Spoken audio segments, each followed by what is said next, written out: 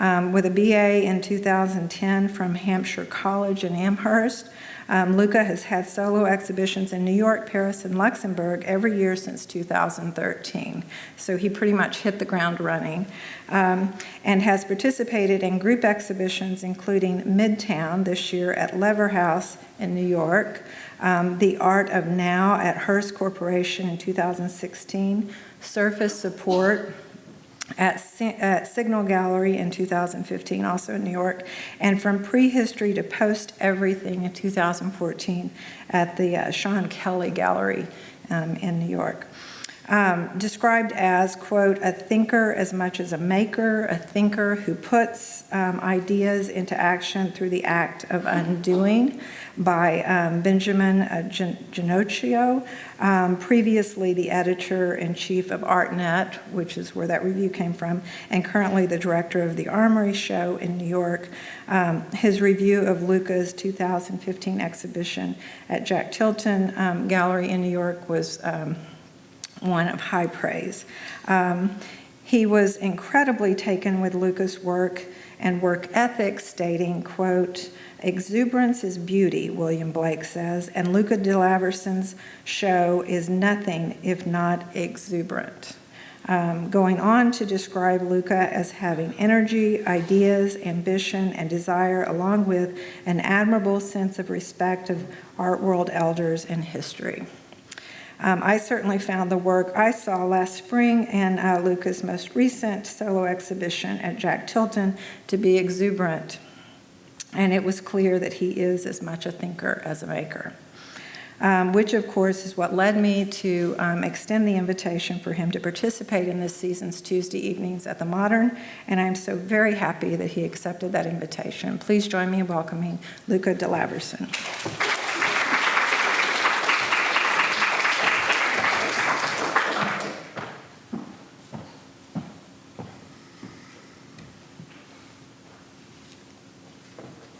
What's up, guys? Hey.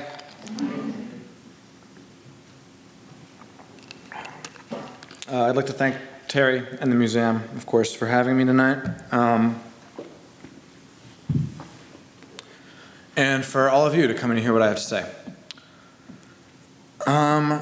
So I'm going to tell you a little bit about how I got to where I am, the 5 solo shows I've had since I began showing my work publicly, and I'll talk about a few other artists along the way.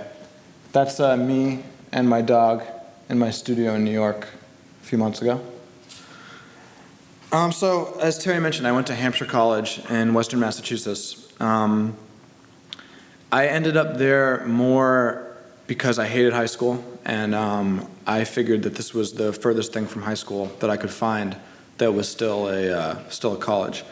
I began by studying 16mm filmmaking. I was primarily making material-based, sort of processed 16mm films, altering the acetate on the film with chemicals, painting directly on the film, and I got really involved in this. At a certain point, my professors sort of took me aside and said, you know, you're pretty good at this, you work really hard. If this is what you want to do, you can do it. But you should understand that this is about as far as it goes. That you know, you can be a professor of 16mm experimental filmmaking, or you can apply for grants, but that's it. So if what you're really interested in is being an artist, perhaps you should switch to painting, since your films are already so much like paintings as they are. So I did. And for the remainder of my undergrad, I devoted myself to that, to painting, to making mostly large sort of process-based oil paintings. And that culminated in a thesis exhibition of like systems-based abstraction that more than anything else was an emulation of the artists that I was most interested in at that time, which is, I think, how a lot of young artists get their start. You know, before you're able to build your own visual universe, you step into someone else's. So anyway, I graduated in 2010. I moved back to New York, and I was pretty immediately faced with 2 dilemmas. The first being, that what I was doing didn't really seem interesting anymore, that New York City didn't need more abstract oil painting. There was already so much of it, and I needed to find something else to do.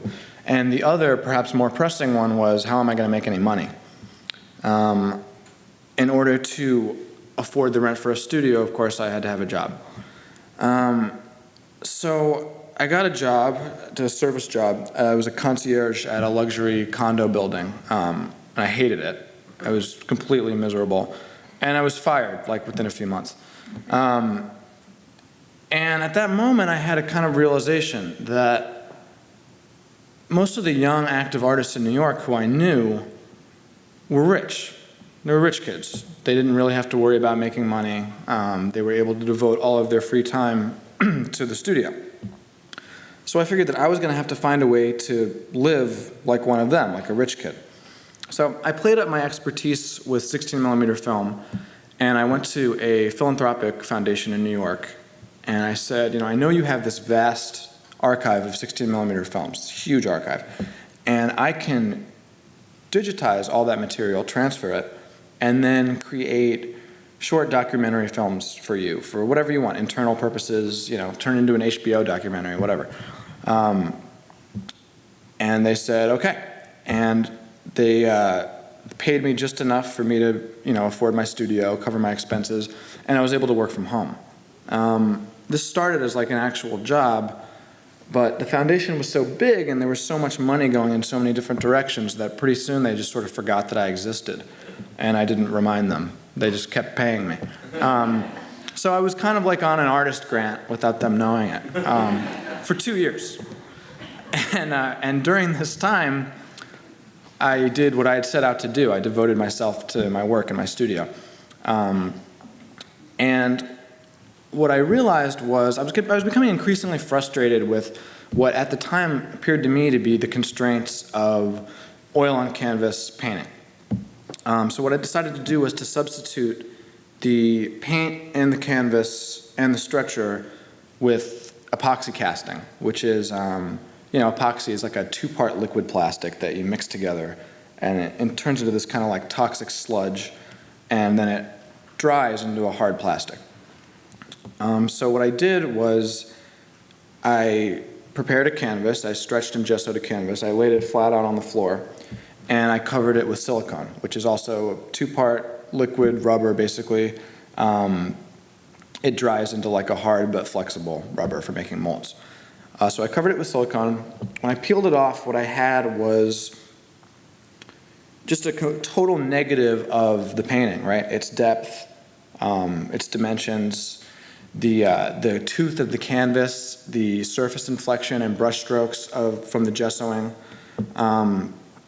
And I got this idea that if I filled this mold with like 10 gallons of this epoxy, which was used for like mostly small crafting projects, little doorknobs, stuff like that, that if I really maxed this material out, and if I sunk a sheet of glass into that cast, that the heat and the pressure of the curing would break the glass.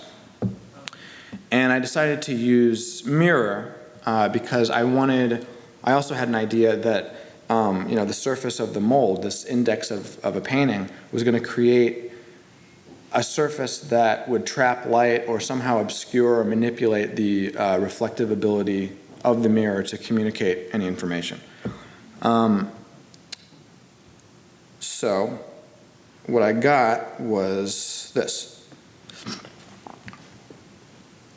That's the first one. The heat and the pressure from the epoxy casting caused the glass to break, and the shape of the cast to distort in the mold. You can see it's kind of an irregular rectangle. The glass is embedded inside the cast, so it's covered on all sides, front, back, and on the sides with plastic. And it also created, you can see a little bit, all these surface imperfections, these bubbling pockets where the mirror comes through undistorted. And you can see a little bit in this photo, but there's also an embedded stretcher bar mark, which also kind of was printed from the mold. And clearly the overall surface is incapable of really communicating information. It reflects light a little bit. You can see a little bit through it, but it has a satiny kind of finish that doesn't reflect. I'll show you a couple more.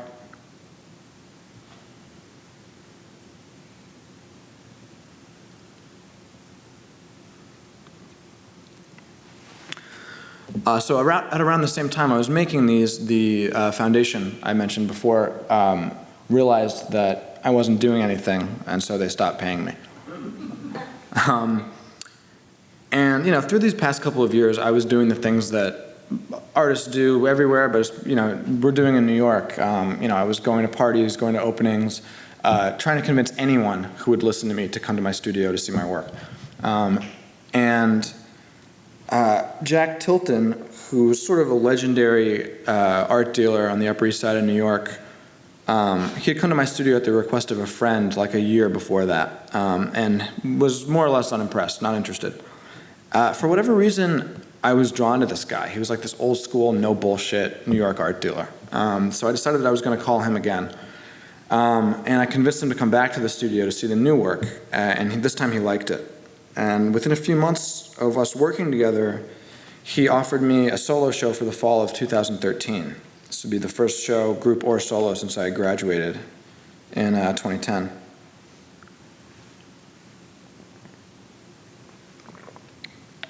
So while I was working on the broken mirror paintings, I became increasingly interested in the surface imperfections, the bubbling I was telling you about.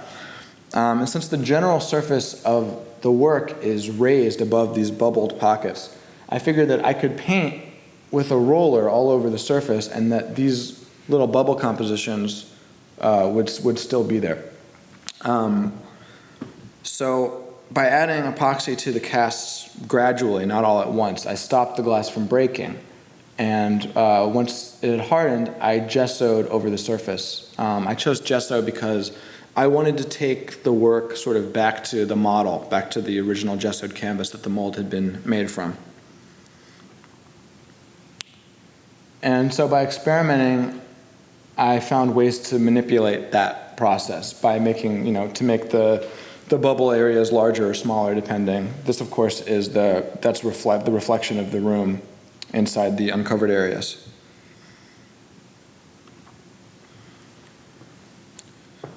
This is my first show, or half of my first show at Jack Tilton in September of 2013. I decided to leave the room completely empty except for this one wall where I hung 5 of these large format glass paintings.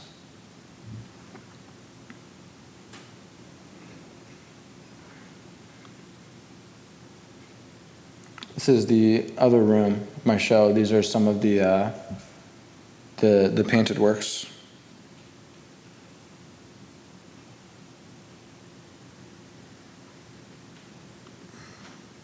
Okay. So after the Tilton show, I was invited to participate in a group show in New York, and I wanted to produce something new. I had this Martin Barré book. Martin Barré is a French painter from the mid-'60s, credited as being the first artist to use spray paint in a painting, whether he was or not, who knows. But the paintings are all these small, like this big, little just white ground paintings with black arrows painted on them, just a single black gesture. The arrows usually go left to right or right to left. And I like the idea of appropriating these images, for one, from the, the historical context, obviously. But at the same time, the works were like signs, they direct you where to look, and at the same time, you can't really credit anyone with inventing the arrow, right? I mean, yeah, Martin Barré made arrow paintings, but, the Native Americans made arrows too. So I scanned the black and white pages of the book in color, and I blew the images up so that the color dot matrix became visible. So that, it's a black and white image, but it's made of like this webbed system of tiny little colored dots, like red, yellow, and blue dots that you see on closer inspection. And all of a sudden, it's this black and white thing made out of color. I changed the orientation so that my arrows always pointed up, and I printed them on large sheets of paper and then used the same epoxy that I'd used for the glassworks as like a paint or a glue that I sort of messily applied to adhere the images onto painted black canvases. And like the glassworks, this is a series that remained ongoing for a few years. Okay, so here I want to talk a little bit about perspective. This is Simone Martini's Annunciation painting from the 14th century. It's a subject we see a lot in pre-perspectival and Quattrocento Italian painting. Quattrocento just being, a 15th century Italian painting, which is mostly the transition between Gothic art and early Renaissance art. The angel Gabriel here letting Mary know that she's going to conceive Jesus. And for whatever reason in this painting, she just doesn't seem excited about that at all. Anyway, so perspective in painting, which this is not necessarily the best example, I just happen to really love this Simone Martini. It orients you when you're standing in front of the work. It shows you where you are in relation to the things in the field in front of you to help you better understand what's going on in the picture. And we think of perspective as a given, I think, because we all grew up with photography, right? So we think of it as more something that was like discovered. But if you look at a lot of this early art, late Gothic, early Renaissance art, you actually see that it's more something that was invented. And you see these guys kind of figuring out how to do it, how to, sometimes they get it right, sometimes they get it really wrong. But for me, watching them diagram this out is really fascinating. So the next one, so this is also a Simone Martini painting. This is a really weird painting. And I guess, to me, it's like when you're standing in front of this, it doesn't really situate you as though you're in front of the work. It's like you're inside and kind of around it.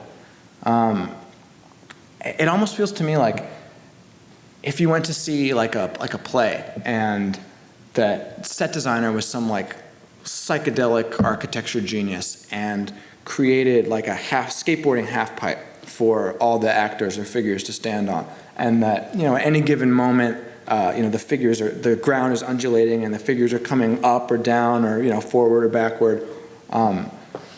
There's something about it that really captivates me. Anyway, moving on. So my first show in Europe was at Zadoun Boishuit Gallery in Luxembourg. The gallery's built, it's a townhouse, sort of built into the, this rock wall.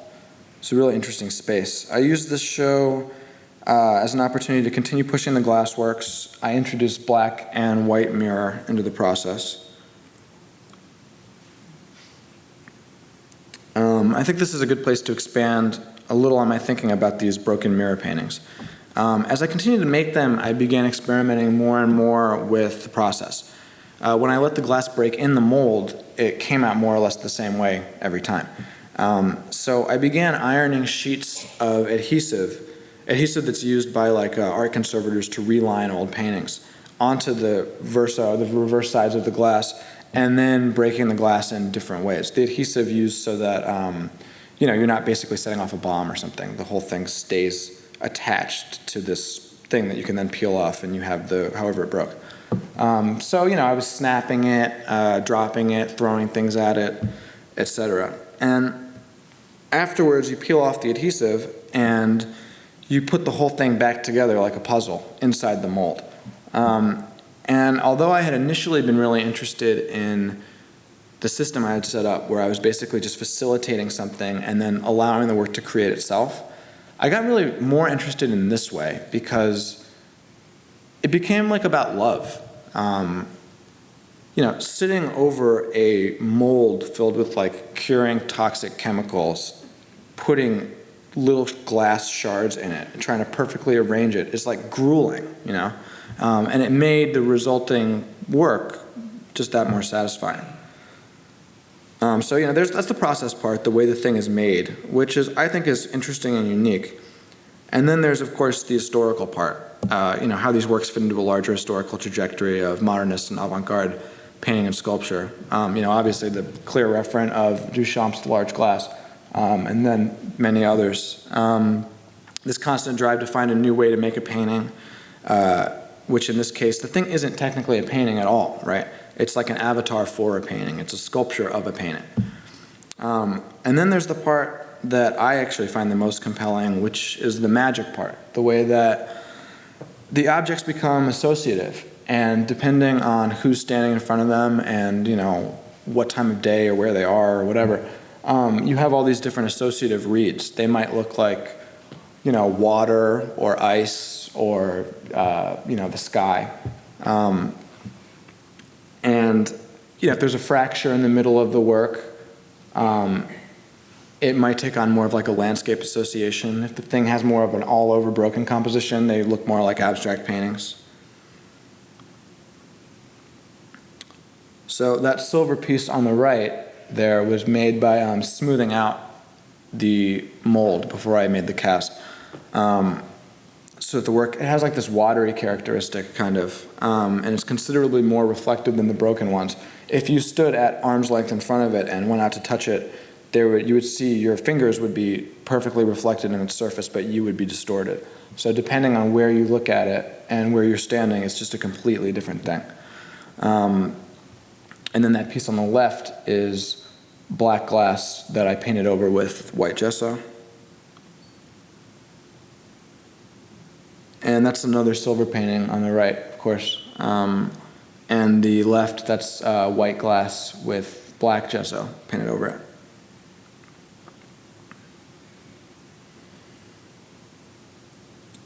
This is a Jack Goldstein painting from the 1980s. It's made from a diagram of the body heat of a human being. Jack Goldstein is a very important artist for me. There may not be a lot of obvious visual parallels, but my interest in the aesthetic of thermal mapping and some of my more recent work, which I'll show you a bit later, comes just as much from these Goldstein paintings as from any of thermal mapping's, you know, real-world applications.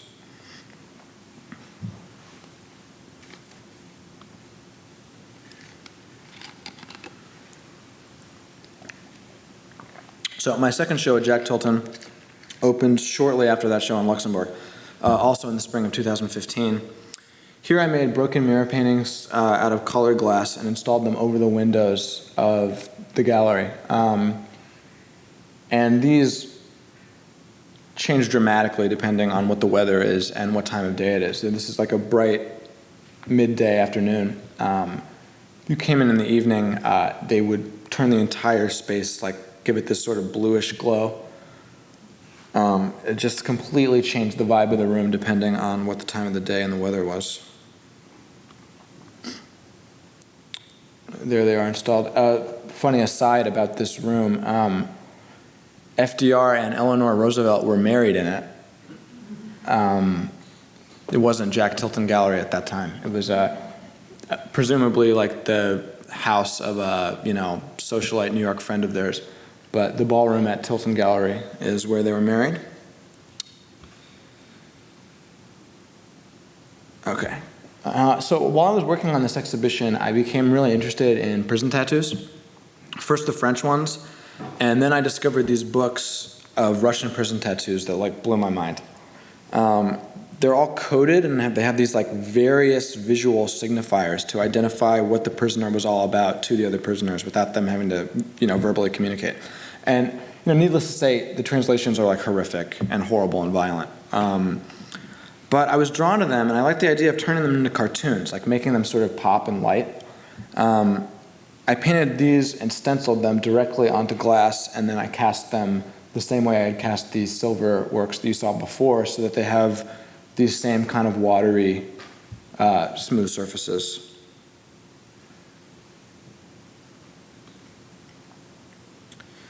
And this painting was shown up, propped up against the mantle on Budweiser cans as a kind of homage to the artist Cady Noland, who you know, made these big sculptural installations in the late 80s, early 90s, using Budweiser as a kind of symbol of like American machismo, like grandiose masculinity, Budweiser being kind of like as American as the flag itself, same color scheme, whatever.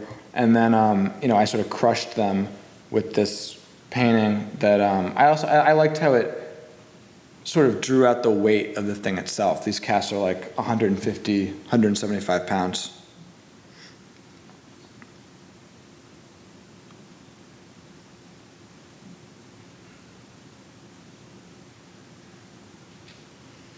So my main focus for this exhibition, though, was this video idea that I've been trying to figure out for around a year.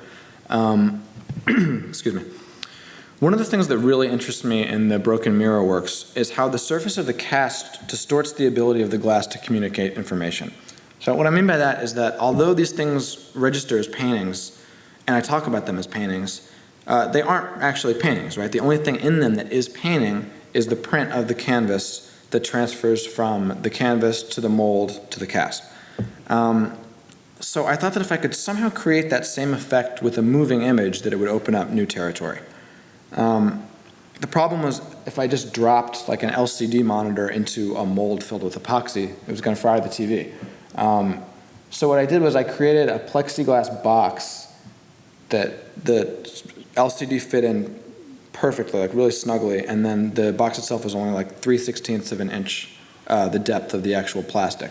And then I made a mold of a canvas that was the exact size as that box, or a sliver larger. So the screens fit into the box, which also has this painted cast around it. And I programmed each of the TVs to play different popular Hollywood movies from the 90s, like the movies I'd grown up on. Jurassic Park, Independence Day, Home Alone 2, Lost in New York, which I think is better than the first one. While the images on the screen are totally distorted, you can kind of see here, there's no video of this for whatever reason, but they sort of look like lava lamps.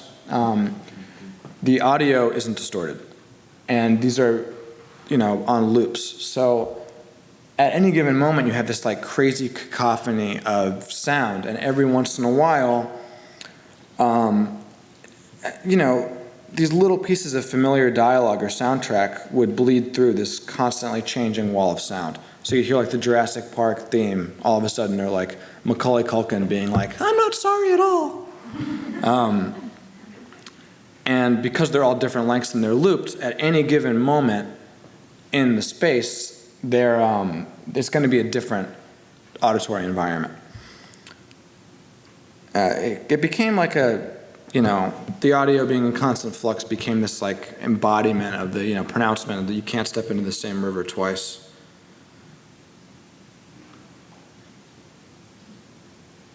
Okay, so this is Las Meninas by Velázquez. And to me, this painting is just like a big question mark. I saw it at the Prado in Madrid, where it lives, and it's huge, and I was just completely drawn into it, trying to decipher what the allegory is, how it's all laid out, who's who, what the painting is about. We have Velázquez himself standing in front of the canvas. We see the back of the canvas. In the mirror in the back, that's presumably the subject of the work, which would be us. Or it's a reflection of what he's already painted. We don't know if he's about to start painting, if he's taking a break in the painting.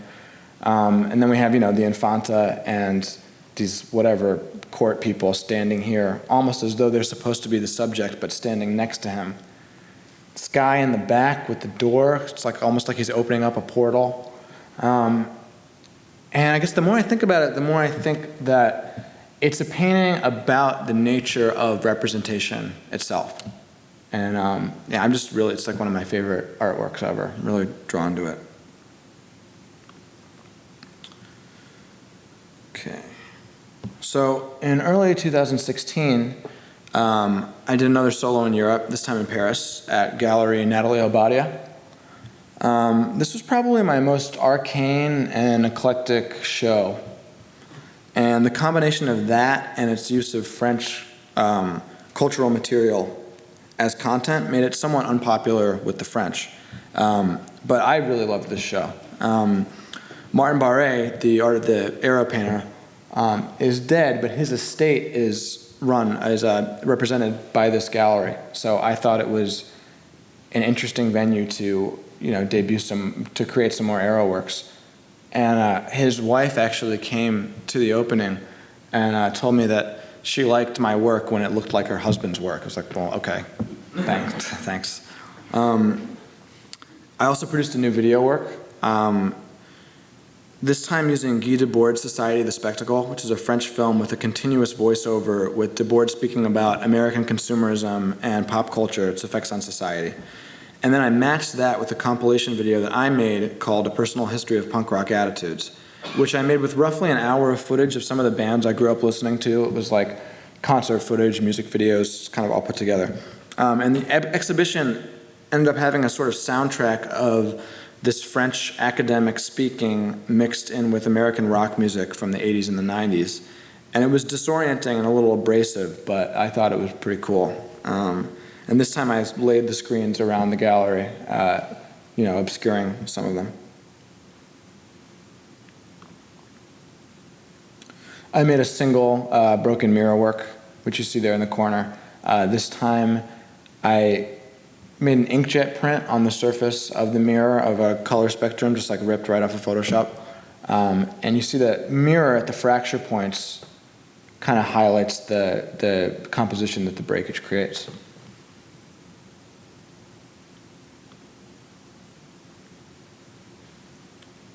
Here's one of the Barre paintings I made.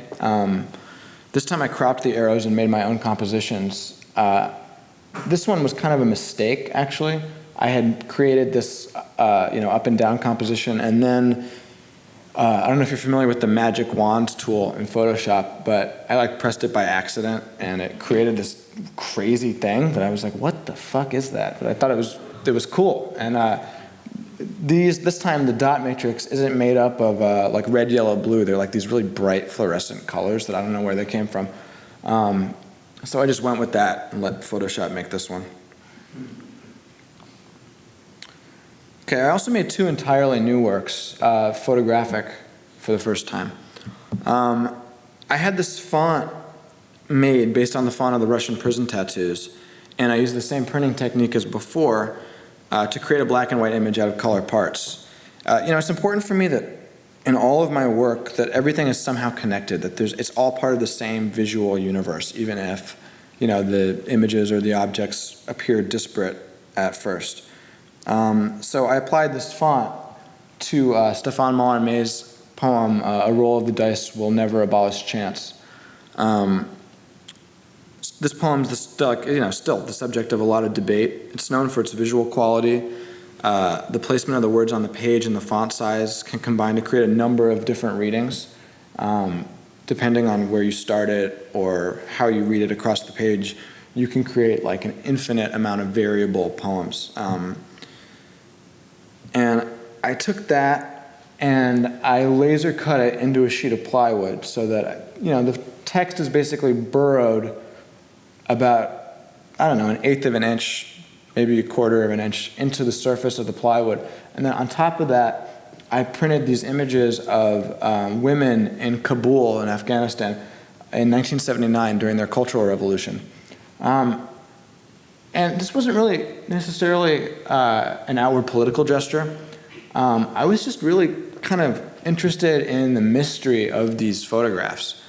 The fact that, the women, free to wear whatever they want, looked like they could have basically been anywhere. They could have been in any Western city. And then the direct address of so many of the figures also kind of brought it back into this dialogue of painting that I liked.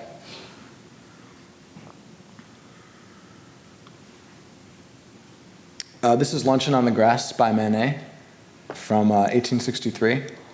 In my experience, this painting is usually discussed in terms of the incongruity of the nude female figures with the clothed men in the picture. But to me, what I think is really interesting is how perspective is completely collapsed, and it looks like the woman in the back in the pond and her whole surroundings are on top of the figures in the front. And to me, what that sort of signifies, what excites me about that is it seems like an early example of when 19th century painting began to be concerned with these modernist attitudes of, the thing itself, painting as an object, that the object of the painting is as important as, whatever the painting is depicting. And that's also, that central female is the same prostitute that Manet used in the Olympia painting of the same year. It's a good year for Manet. All right, and then on the other side of that coin, we have Seurat, I think. And, you know, most people think of Seurat as like the epitome of late Impressionist bourgeois art, right? Like, it's pretty prominently featured, the Le Grand Jatte in the back in Ferris Bueller's Day Off. It's like a poster in every fourth grade elementary school classroom. But to me, I think the same way that Manet was pushing painting towards this sort of modernist endgame of flatness and objecthood, Seurat was involved in this epic project of de-skilling, which is just as important in the trajectory of Western art history. And by creating a system by which virtually anyone could make one of these paintings, right? Like, if you were willing to devote the time and the concentration, it's paint by numbers. Like, you could make this if you wanted to devote whatever years to doing it. And I think that he posits this sort of new attitude where painting does not necessarily revolve around the virtuoso genius, but about a thinker who creates a system and then facilitates it. So that the painting kind of makes itself through the execution of that system. And in this painting where Le Grand Jatte, you know, the most famous work, is painted into the background behind the models, I see that as kind of demonstrated as like a game within the painting. Okay, so after my Paris show, I spent some time traveling. I went to Morocco, Mexico, South America.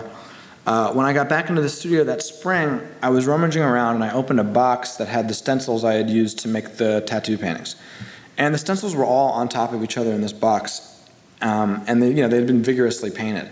And looking at them all overlapped like that, like stacked on top of each other, they looked like pretty interesting abstract paintings. I liked the freedom of the brushstrokes, which had been made incidentally while filling in the empty spaces from the stencil. And it was like painting that didn't have any art in it. So I scanned all these stencils separately and I started experimenting with overlapping them. When I printed the images on gessoed canvas, they looked like posters, and I really wanted them to feel more like paintings. So for the first time in like 5 years, I started making oil paintings again. This time just white, thickly painted surfaces on canvas that had the texture of something like a de Kooning painting. And once the oil was dry, I put the paintings through a huge flatbed inkjet printer and printed the stencils on top. There they are in the studio. The stencils themselves had been small, like, 12 by 16 inches. And once they were blown up to this scale, the modest brushstrokes took on this kind of like monumental quality, which I liked, but I also thought was like kind of funny. And the result was something like I hadn't really seen before. Although printed painting, inkjet printing is everywhere, obviously. I had never seen an inkjet print on top of a painted surface before. So they became these like representations of paintings printed on top of these abex surfaces. Here they are in my third solo exhibition at Jack Tilton, which opened this past spring.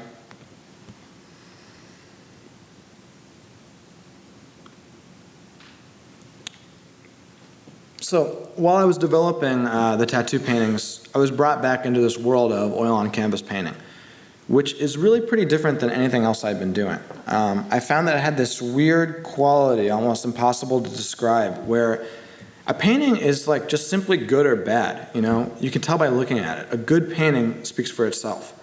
So I started thinking about painting as like a kind of wilderness, like a jungle or something. And I thought back on those Jack Goldstein body heat paintings and of this Chris Marker film, Sans Soleil.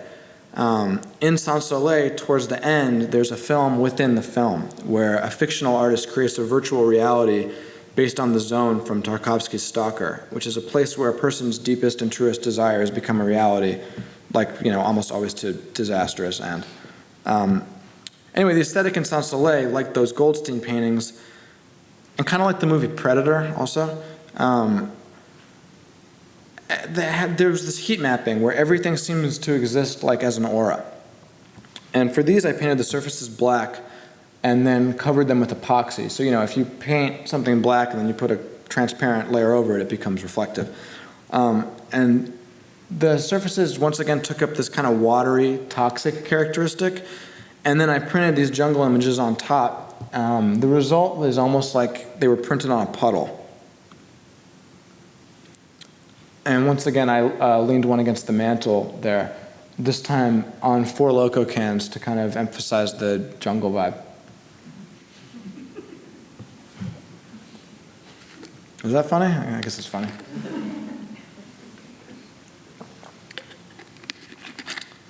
Four Loco. Okay. All right, so this is Goya's untitled painting. It's usually called The Dog, which I had misremembered as being called The Drowning Dog. He painted it directly onto the wall of his house as an old man, along with other works collectively known as the Black Paintings. These paintings, which he never intended to be displayed, are like looser and wilder than any of his other output. To me, this one is especially incredible. It looks like the dog is swimming in the ocean, about to just get annihilated by a wave that it won't be able to overcome, but it's swimming on anyway. And there's also just something so funny and like stupid about that. I had this like dual read of it being tragic and comic at the same time, kind of like an analogy of what it means to be alive, and then also sort of like an artist's self-portrait. So I used this as an inspiration for a new video work. I found this short video of a pit bull running on YouTube. I turned it upside down, distorted it, and added an audio track that I also found on YouTube called Jungle Sounds. You can find anything on YouTube, obviously. I changed the color of the video to mimic the palette of the rest of the show. And this time, instead of encasing the monitors in these plexi boxes, I just sort of poured epoxy directly onto the screens and then made a print of the texture of canvas on top of that with the silicone mold, which brought it back to all the other earlier work and also just created this really unique, weird surface. And there's something, I think, rhythmic and hypnotizing about this video that I'm really drawn to. And I think with repeated viewing, like the Goya painting, it has a kind of tragic element to it. Here, I'll play a short clip.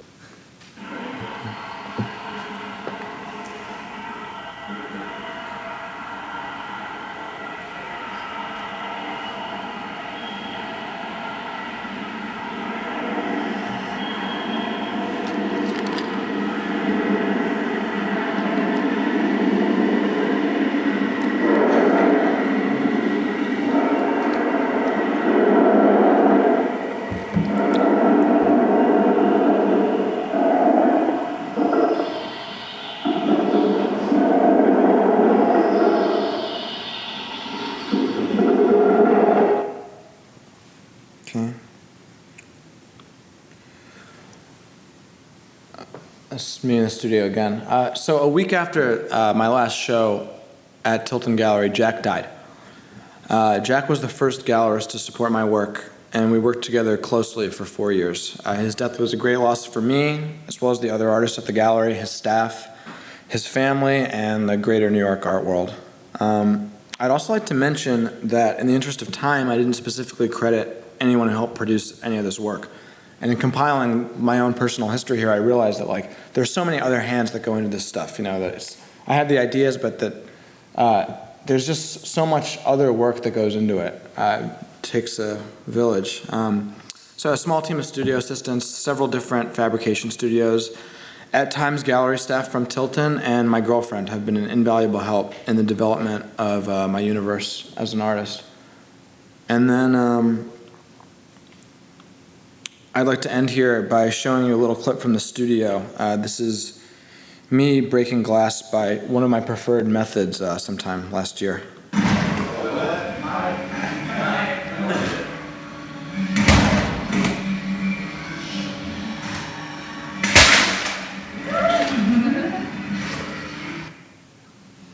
All right, so I'll open it up for questions. Thank you.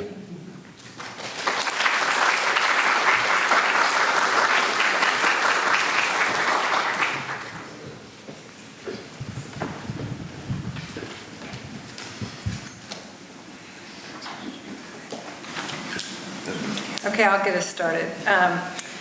With showing the early on about the perspective.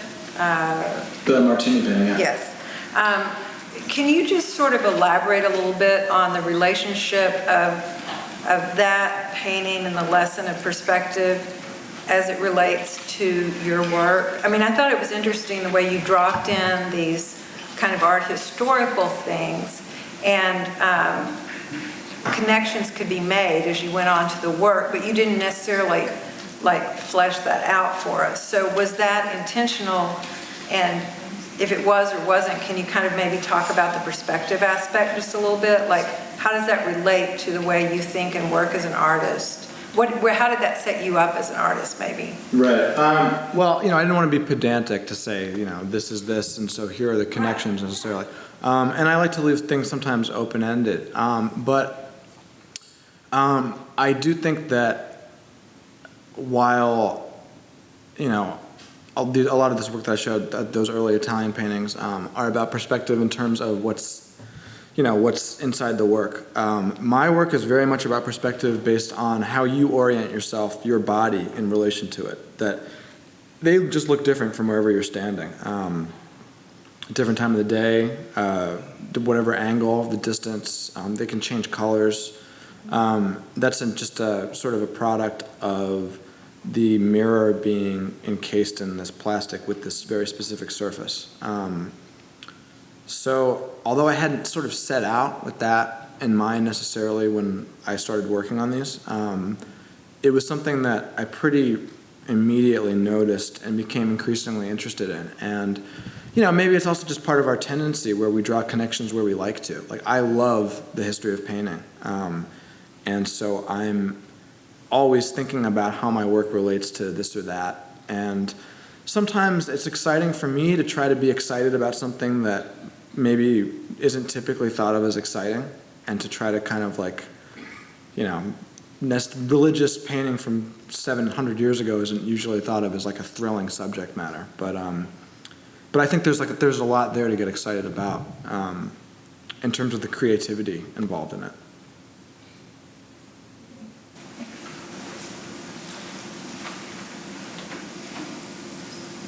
I have a question.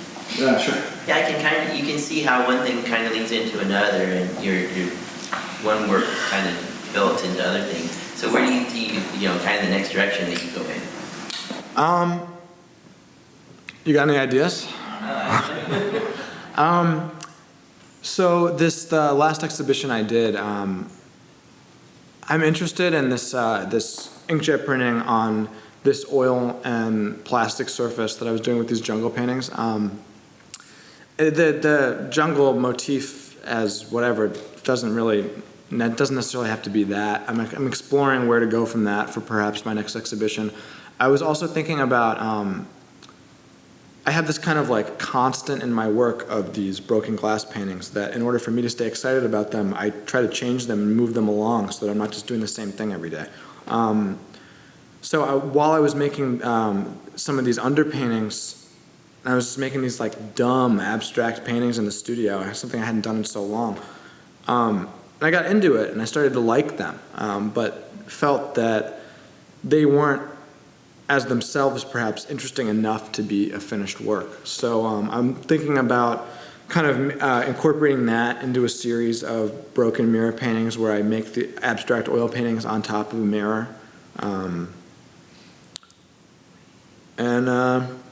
That's all I got right now.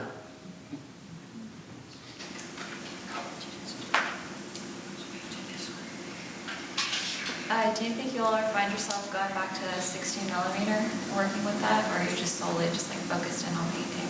I like that question a lot.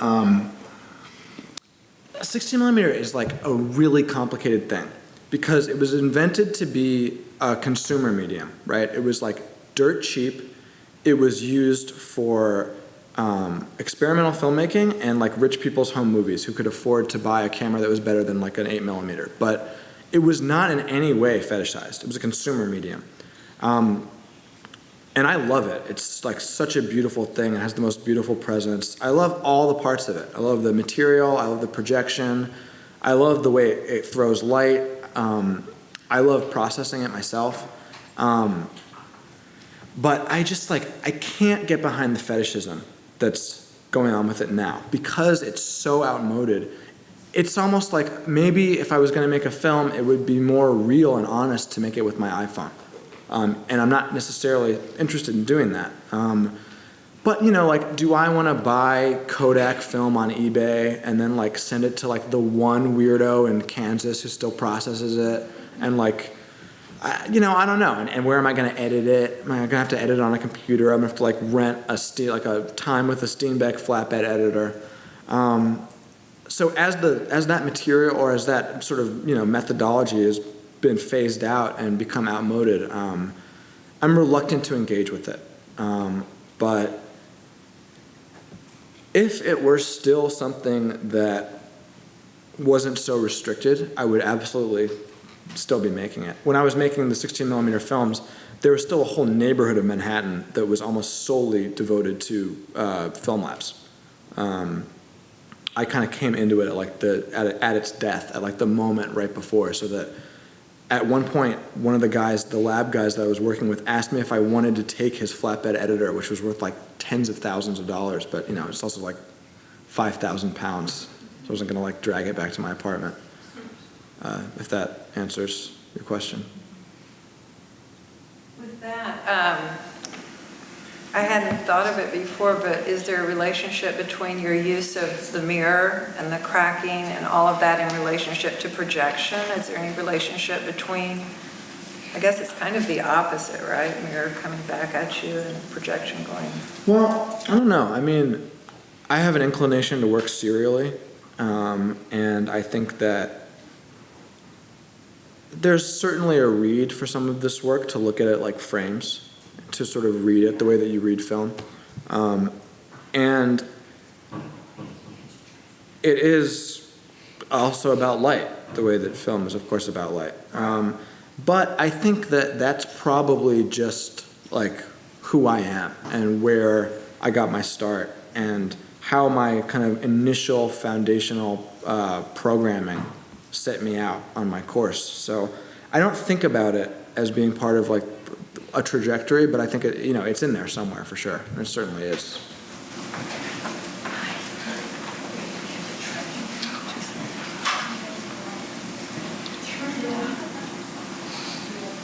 Ready to call it a night? Yeah, sure. Okay. That's it. Thanks, guys. Thank you.